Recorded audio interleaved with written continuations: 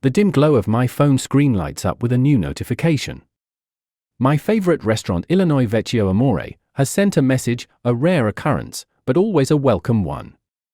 They're hosting a special event tonight, a live performance by a singer famous for love songs that defined an era, the same songs that once serenaded my wife and me in the early days of our romance. Those melodies, wrapped in memories, have always been dear to us. An unexpected wave of nostalgia hits me, and without much thought, I decide to go. A surprise like this might just reignite the spark in our relationship, a spark that has been flickering dimly in recent years. I slip on my jacket, the one Alice bought me last Christmas, and make my way to the restaurant. The night air is cool, crisp, and alive with the hum of the city, a stark contrast to the heavy feeling in my chest. I can't quite place it, maybe it's nerves, or perhaps it's something darker, a premonition I choose to ignore. Illinois Vecchio Amore is as warm and inviting as always, its amber lights and rustic decor offering a comforting embrace. The scent of garlic, fresh herbs, and baking bread fills the air, wrapping around me like a familiar blanket. The hostess greets me with a smile and a knowing look. We've been coming here for years, since the beginning of our relationship, really. It's our place, a second home of sorts. Mr. Lawrence, good to see you, she chirps, her voice filled with genuine warmth. Your table is ready, as usual. I smile back, grateful for the familiarity. Thank you, Marissa. I'm expecting someone, but I'll take a seat first. She nods, leading me to our usual spot near the stage. It's a perfect location, not too close, but close enough to feel the energy of the performance. I settle into the plush chair, the leather creaking slightly as I lean back. The singer is tuning his guitar on stage, humming softly, testing the mic. A few couples are scattered around the room, their murmurs blending into a low, harmonious buzz. I decide to text Alice. Come to Illinois Vecchio Amore. I have a surprise for you. I hit send, a small smile tugging at my lips. She'll be thrilled, this place means so much to us. I can almost hear her laughter, see her eyes light up when she walks through the door. As I wait, I let my mind wander back to the beginning. Our first date was here, almost 15 years ago. We were young, foolishly in love, and every song felt like it was written just for us. Those were the days when we thought nothing could ever come between us. But time has a way of testing even the strongest bonds, and ours was no exception. I'm jolted back to the present by the vibration of my phone. It's Alice calling. I swipe to answer, but just as I bring the phone to my ear, I hear a ringtone, our ringtone, coming from the table next to mine. My heart skips a beat, and I slowly turn my head. There she is. Alice, sitting just a few feet away, holding hands with a man I don't recognize. They're laughing softly, lost in each other's eyes. My call, now silenced, still hangs in the air like an unspoken question. She glances at her phone, sees my name, and without a second thought, drops the call. The action is so casual, so deliberate, that it feels like a slap across the face. My stomach churns, the world tilting on its axis. I don't know whether to stand up and confront her or slip away unnoticed, but my body feels rooted to the spot. The singer starts his set, his voice carrying a familiar tune, the song that played at our wedding. It's as if the universe is mocking me, using the very melodies that once brought us joy to twist the knife in deeper. Alice leans in closer to the man, their hands still entwined, and I can see her lips move. She's singing along softly, the way she used to with me, her voice barely audible over the music. They share a kiss, and my heart shatters into pieces too small to gather. Every note, every lyric, is a cruel reminder of what we had, and what she's so easily throwing away. Anger begins to replace the initial shock, rising like bile in my throat. This was supposed to be our night, our songs. But here she is, with him, in our place, listening to our music, as if our memories mean nothing. I can't stay here. I feel like I'm suffocating, trapped in a nightmare where everything I thought was solid is crumbling around me. I manage to tear my eyes away and stand, my legs trembling. But before I leave, I do something I never thought I'd have the courage, or the spite, to do. I walk over to their table, each step heavy with the weight of my heartbreak. "Alice," I say, my voice steady despite the storm raging inside me.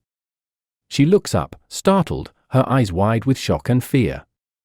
The man beside her shifts uncomfortably, his hand slipping from hers as if he's suddenly aware of the gravity of the situation.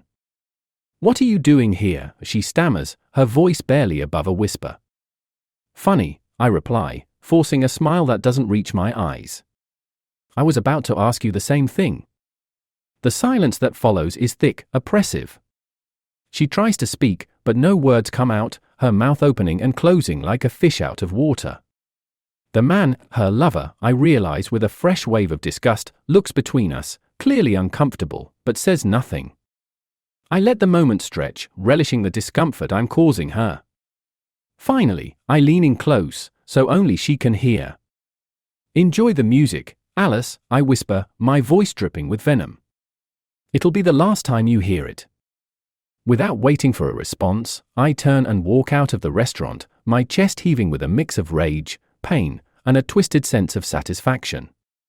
I don't look back, but I can feel her eyes on me, burning with the realization that her secret is out. As I step into the night, the cool air hitting my face, I make a silent vow. This betrayal will not go unanswered. Alice has destroyed the life we built together, but she'll soon learn that I'm not someone to be crossed. By the time I'm done, she'll regret ever thinking she could replace me. The music fades into the background as I walk away, no longer a melody of love, but the soundtrack to the beginning of her end. The cold night air bites at my skin as I step out of Illinois Vecchio Amore, but I barely feel it. My mind is a storm of thoughts, each one more vicious than the last. How long has this been going on? Who is that man? And why here, of all places? The questions hammer at my skull as I walk, each one stoking the flames of my anger. I need answers. I don't head home. I can't. The idea of going back to the house we share, the bed where she sleeps, is unbearable. Instead, I pull out my phone and scroll through my contacts. I stop at a name, David. He's been my best friend since college, the one person who knows me better than anyone else. He'll know what to do. The phone rings once, twice, and then his voice comes through, groggy but alert. "Lawrence? Everything okay, man?" "David, I need to see you." "Now," I say, my voice rough with emotion. I can hear the concern in his silence. "Sure. Where are you?" I hesitate for a moment, glancing around the quiet street. "I'll come to your place." "All right. I'll put on some coffee." I hang up without another word and start walking. David's apartment isn't far, 10 minutes, maybe, but it feels like an eternity. Every step is heavy, my mind racing with the image of Alice with that man. The way they looked at each other, the way she held his hand. I clench my fists, trying to keep my emotions in check. I need to be clear-headed when I talk to David. I need a plan. By the time I reach David's building, the anger has settled into something colder, more dangerous. I buzz his apartment, and the door clicks open almost immediately. I take the stairs 2 at a time, my feet moving faster than my thoughts. David is waiting at the door when I arrive, dressed in sweatpants and a t-shirt, his hair tousled from sleep. One look at my face, and he steps aside to let me in without a word. "Coffee's in the kitchen," he says, closing the door behind me. "But I'm guessing you need something stronger." I nod, following him into the living room. He pours us both a drink, whiskey, neat, and hands me a glass. I take a long sip, letting the burn chase away some of the numbness. "What happened?" David asks, sitting across from me, his eyes searching mine. "You look like you've seen a ghost." "Worse," I mutter, staring into my glass. "I saw Alice, with another man." David's eyebrows shoot up, but he stays silent, waiting for me to continue. "I went to Illinois Vecchio Amore tonight. They had this special event, live music, love songs. I thought it'd be a nice surprise for her." I let out a bitter laugh, shaking my head. Turns out the surprise was on me. She was already there, sitting with some guy. They were holding hands, kissing, to our songs, David. David's jaw tightens, his knuckles white as he grips his glass. Jesus, Lawrence. I'm sorry. Did you confront her? I did, I say, the memory of her shocked face flashing in my mind. She didn't even try to deny it. She just looked at me like a deer in headlights. I walked out after that. I couldn't stay there. David takes a deep breath, his eyes narrowing in thought. Do you know who the guy is? No, I admit, the word tasting bitter on my tongue. But I'm going to find out. David nods, his mind clearly working as fast as mine. All right. First things first, we need to figure out who this guy is. And then, we'll go from there. I look up at him, surprised by the steel in his voice. You're with me on this? Of course I am, he says, leaning forward. Alice betrayed you, Lawrence. You deserve to know the truth, and she needs to pay for what she's done. His words hit home, and for the first time since seeing Alice with that man, I feel a sense of purpose. I'm not alone in this. With David by my side, I can get through this. We'll uncover the truth, and then, I'll make sure Alice regrets every second of her betrayal. I need to know everything, I say, setting my glass down with a thud. Who he is, how long this has been going on, everything. David nods, already reaching for his phone. I'll make a few calls. I know some people who might be able to help. We'll start with the basics, find out who this guy is, where he's from. Once we have a name, we can dig deeper.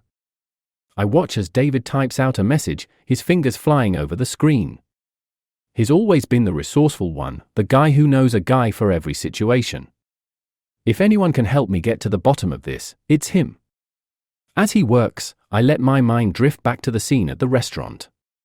There was something familiar about that man, something I can't quite put my finger on. But every time I try to focus on it, my anger flares up again, clouding my thoughts. I need to stay calm, to think clearly. This isn't just about finding out who he is, it's about making sure Alice understands the full weight of her actions. David finishes his message and looks up at me. All right, I've got a couple of people on it. We should have something soon. Good, I say, leaning back in my chair. The tension in my shoulders eases slightly, but the anger is still there, simmering just below the surface. I want to know why, David. Why would she do this? David sighs, rubbing a hand over his face. I don't know, man. People change. Maybe she got bored, maybe she thought she could get away with it. Hell, maybe she fell out of love. But whatever the reason, she's crossed a line. And now we deal with it. I nod, feeling a strange sense of calm wash over me. David's right. Whatever her reasons, Alice has made her choice. Now it's my turn to make mine. We sit in silence for a few minutes, the weight of the situation hanging heavy in the air. David's phone buzzes on the table, breaking the quiet. He picks it up, reading the message with a frown. What is it? I ask, leaning forward. It's from one of my contacts, he says slowly. They've got a lead on the guy.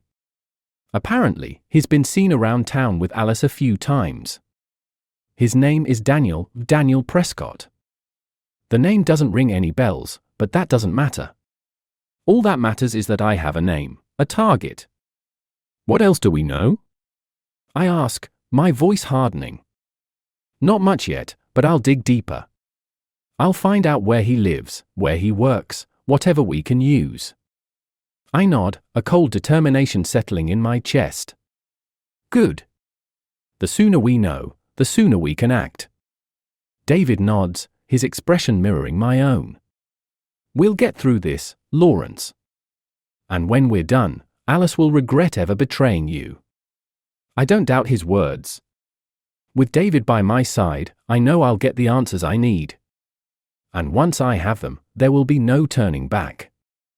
Alice and this Daniel Prescott have no idea what's coming for them. I lean back in my chair, staring out the window at the dark city streets. The night is far from over, and I know there will be no sleep for me tonight. Not until I've taken the first steps towards reclaiming my life and making sure Alice pays for what she's done.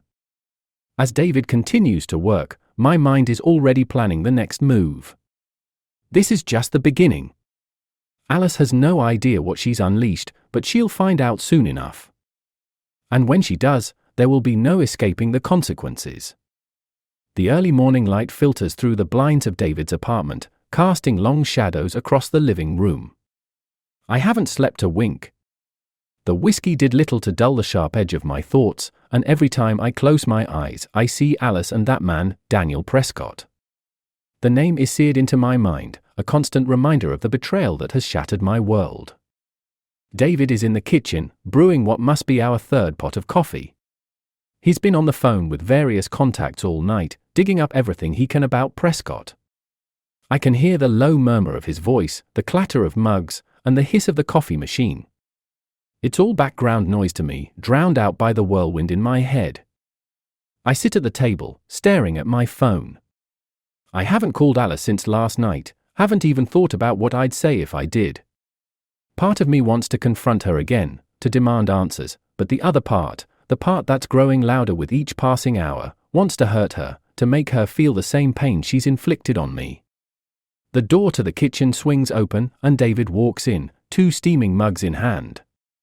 He sets one down in front of me and takes a seat across the table, his expression grim. "I've got some more information," he says, pushing a folder across the table. It's not much yet, but it's a start. I open the folder and flip through the papers inside. There are pictures of Prescott, some taken from a distance, some up close, and a few documents that David's contacts managed to pull together. He's a good-looking guy, I'll give him that, tall, athletic, with a confident smile that I want to wipe off his face permanently. He's a businessman, David continues, taking a sip of his coffee. Owns a couple of companies here in the city. Nothing too flashy, but he's well off. Lives alone in a condo downtown. I nod, absorbing the information. What about his personal life? Any family? Friends? Divorced, no kids, David replies. As for friends, I'm still working on that. But from what I can gather, he's pretty private. Doesn't have much of an online presence, keeps to himself. That's good, I say, my mind already racing with possibilities. Less chance of someone noticing if something happens to him. David raises an eyebrow. You're really going down that road, huh? I look up at him, my expression hardening. What would you do if it were you, David? If you found out that Emily was cheating on you with some guy? He doesn't answer right away, his eyes locking with mine. He knows exactly what I'm feeling, even if he doesn't want to admit it. Finally, he nods, setting his mug down with a soft clink. I'd want to make them both pay, he says quietly. But Lawrence, you have to be smart about this. We're talking about crossing a line that there's no coming back from. I know, I reply, the weight of his words settling on my shoulders. But I can't just let this go. I need to do something, David. I need to make sure she understands the consequences of what she's done. He sighs, leaning back in his chair. All right. But we do this carefully. No rash decisions, no stupid mistakes. If we're going to take this guy down, we do it right. I nod, feeling a sense of relief that he's still with me on this. David has always been the voice of reason, the one who keeps me grounded when things get out of hand. And right now, I need that more than ever. What's the next step? I ask, closing the folder and looking at him. We need to get closer to him, David says, his mind clearly already working on a plan. Find out where he goes, who he talks to. If we can find a weak spot, we can use it to our advantage. How do we do that without tipping him off? I ask, frowning. I've got a guy who can help, David replies, pulling out his phone again. He's good at blending in, staying under the radar. We'll have him follow Prescott for a few days, see what he finds. I nod, feeling a renewed sense of determination. All right. Let's do it. David sends off a quick text, and within minutes, his phone buzzes with a reply. It's set. My guy will start tailing him today. We should have some intel by the end of the week. Good, I say, the knot in my stomach loosening just a bit. The sooner we know more, the sooner we can act. David stands, stretching his arms above his head. I'm going to catch a couple hours of sleep. You should try to do the same. I will, I lie, knowing full well that sleep is the last thing on my mind. He gives me a look that says he knows I'm lying, but doesn't push it. All right. Wake me up if you need anything. I nod, watching as he disappears into the bedroom, leaving me alone with my thoughts. I sip my coffee, letting the warmth spread through me, but it does little to ease the coldness that has settled in my chest. I reach for the folder again, flipping through the pages until I find the picture of Prescott that was taken up close. He's standing outside what looks like a restaurant, talking on his phone, his expression serious. There's something about his face that I can't shake, a familiarity that tugs at the edges of my memory. I study the picture for a long time, trying to place where I might have seen him before. But nothing comes to mind, and the frustration only adds to the anger that's been building inside me. I close the folder and stand, pacing the room as my thoughts swirl. I can't just sit here and wait for David's guy to gather information. I need to do something, anything, to feel like I'm taking control of this situation. I pull out my phone and scroll through my contacts until I find Alice's number. My thumb hovers over the call button, but I can't bring myself to press it. What would I say? That I know about Prescott? That I saw them together? No, I need to be smarter than that. I need to wait until I have more information, until I can confront her with everything I've found. But that doesn't stop the anger from boiling over. I throw my phone onto the couch, running my hands through my hair in frustration. How could she do this to me? How could she destroy everything we built together, everything we've shared? The sound of a car engine outside pulls me from my thoughts. I walk to the window and look down at the street, watching as a black sedan pulls up to the curb. The driver, a man in a dark suit, steps out and heads towards the building. I recognize him immediately. It's Jack, the guy David mentioned, the one who's going to be tailing Prescott. He's efficient, discreet, and has a reputation for getting results. I watch as Jack disappears into the building, and a few minutes later, is knocking on the door to David's apartment. I let him in, and we exchange brief nods before he gets down to business. I've got everything I need, Jack says, his voice low and professional. I'll start following Prescott today. If he's up to anything, I'll find out. Thank you, I say, my voice steadier than I feel. Jack nods again, turning to leave. But before he does, he glances back at me, his eyes narrowing slightly.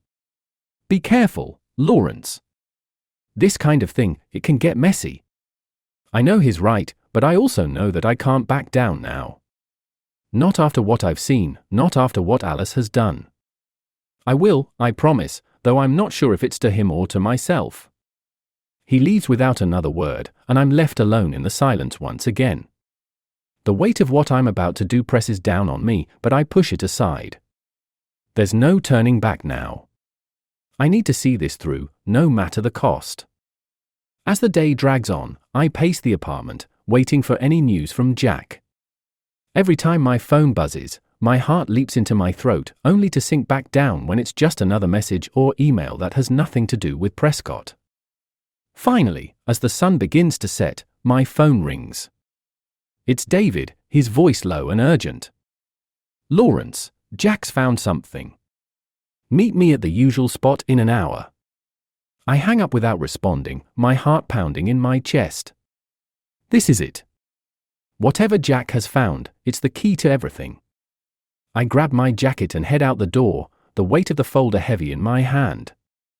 The usual spot is a small bar on the outskirts of town, a place David and I have been going to for years.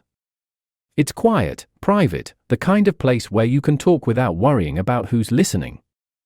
I arrive first, finding a booth in the back corner where we won't be disturbed. I order a drink and wait, my mind racing with possibilities.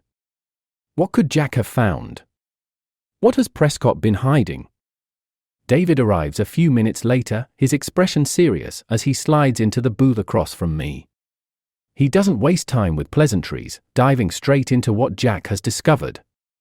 Prescott's been meeting with someone, David says, leaning in close so no one else can hear. A woman. Not Alice, someone else. I feel a flicker of confusion. Another woman? What the hell is going on? Who is she? I ask, my voice tense. Jack doesn't know yet, David admits, but he's digging. They've met a few times at different places around town. It could be business, or it could be something more. We don't know. My mind reels at the possibilities. Prescott could be cheating on Alice as well, or this woman could be connected to something else entirely. Either way, it's a lead, and right now, that's all I need. We need to find out who she is, I say, my voice firm. And we need to do it fast. David nods in agreement. Jack's on it. In the meantime, we need to be careful. If Prescott gets wind of what we're doing, this could all blow up in our faces. I know, I reply, though the thought of caution is far from my mind. But we're close, David. I can feel it. We're going to bring them both down. David doesn't respond, but I can see the concern in his eyes. He knows how deep I'm getting into this, how far I'm willing to go. But there's no turning back now. As we sit in that dimly lit booth, the weight of what's to come presses down on us both. The road ahead is dark, filled with unknown dangers, but I'm ready for it. I have to be. Because when this is over, when the dust finally settles, Alice and Daniel Prescott will both understand the true meaning of betrayal. And they'll know, without a doubt, that crossing me was the biggest mistake they ever made. The bar's dim lights cast long shadows across the table where David and I sit, the tension between us thick enough to cut with a knife. Jack's discovery of another woman in Prescott's life has thrown everything into disarray. My thoughts spiral with questions, each one more desperate than the last. What is Prescott hiding? Is Alice aware of this other woman? Or is she just another pawn in whatever game he's playing? David's phone buzzes on the table, snapping me out of my reverie. He glances at the screen, his eyes narrowing as he reads the message. It's from Jack, he says, his voice taut with urgency. He's got a location. Prescott and the woman are meeting at a hotel downtown. He thinks this could be our chance to confront them. My heart skips a beat. The idea of catching Prescott in the act, of finally confronting him face to face, sends a jolt of adrenaline through my veins.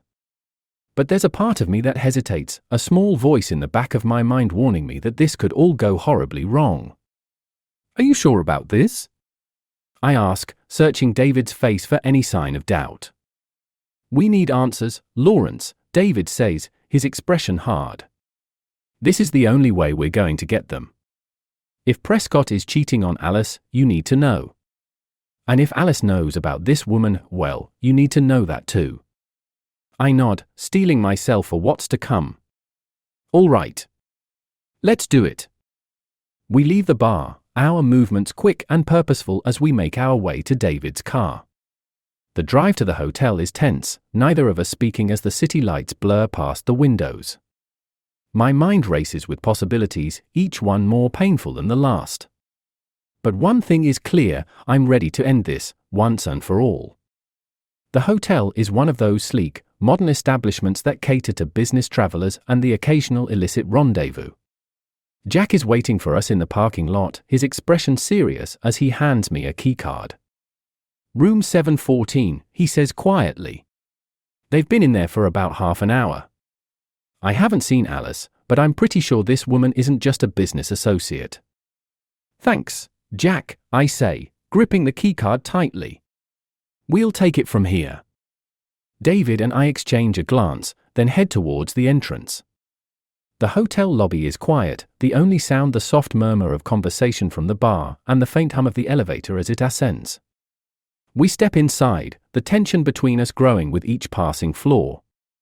When the elevator doors slide open on the 7th floor, I feel a rush of blood to my head. This is it. The moment I've been waiting for, the moment I've dreaded.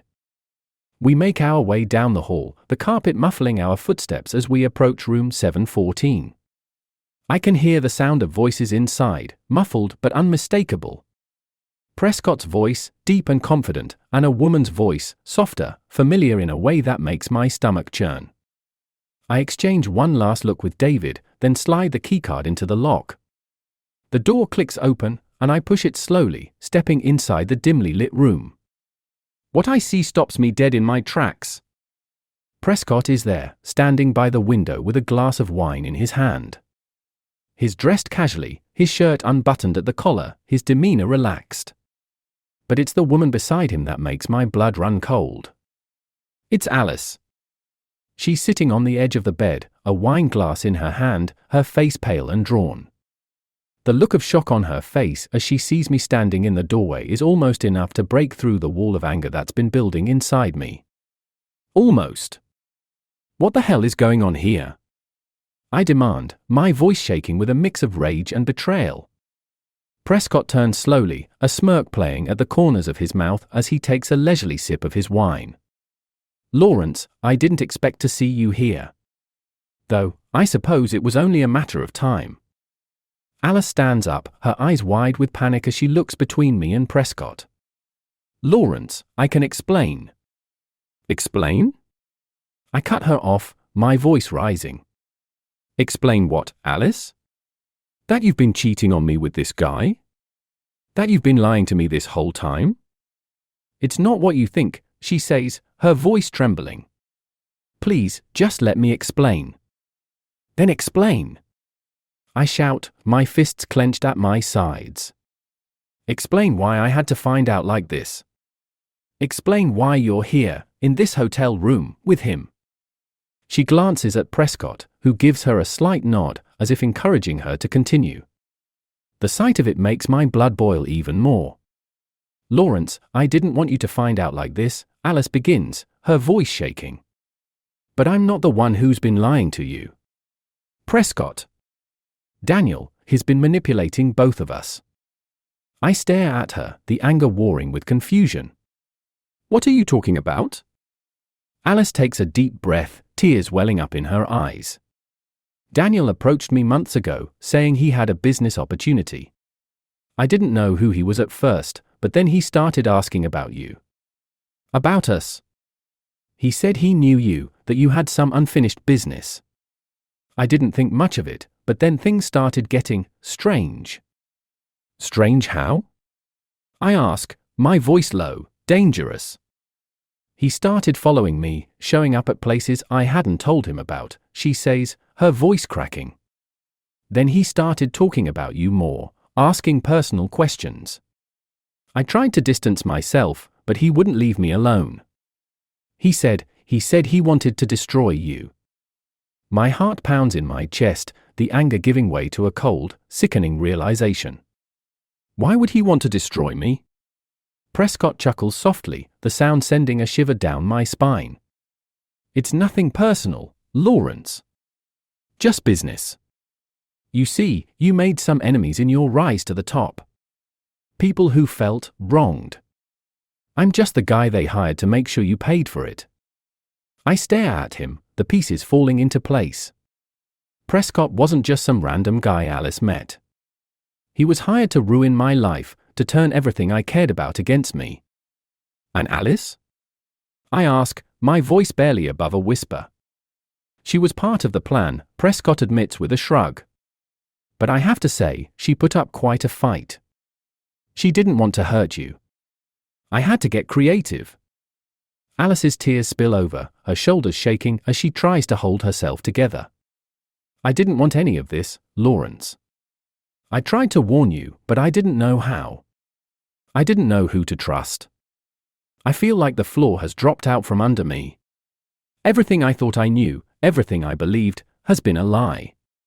Prescott wasn't just some lover, he was a weapon, and Alice was caught in the crossfire. But the betrayal still stings, and the anger, the hatred I felt earlier, hasn't dissipated. If anything, it's burning even hotter, directed now at both of them. Get out, I say, my voice cold and flat. Both of you. I never want to see either of you again. Lawrence, please, Alice starts, but I cut her off with a sharp glare. Leave, I repeat, the finality in my voice leaving no room for argument. Prescott smirks, setting his glass down on the table. Well, this has been fun, but I think I'll take my leave. Lawrence, it's been a pleasure. He walks past me, heading for the door, but I don't move. I'm too numb, too consumed by the whirlwind of emotions crashing through me. Alice hesitates, her eyes pleading, but I can't look at her. Not after everything that's happened. Not after what she's been a part of. Finally, she turns and follows Prescott out the door, leaving me standing alone in the empty hotel room. The silence is deafening. For a long time, I just stand there, staring at the door, my mind racing to catch up with everything that's happened. The betrayal, the manipulation, the lies, it's all too much to process.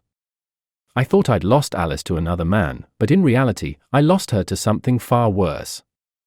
A scheme, a vendetta aimed at tearing me apart, piece by piece. And it worked.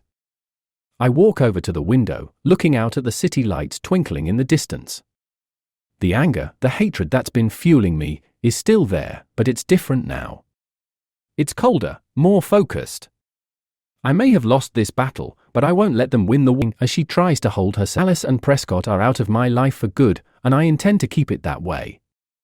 There's no going back, no forgiveness, no second chances.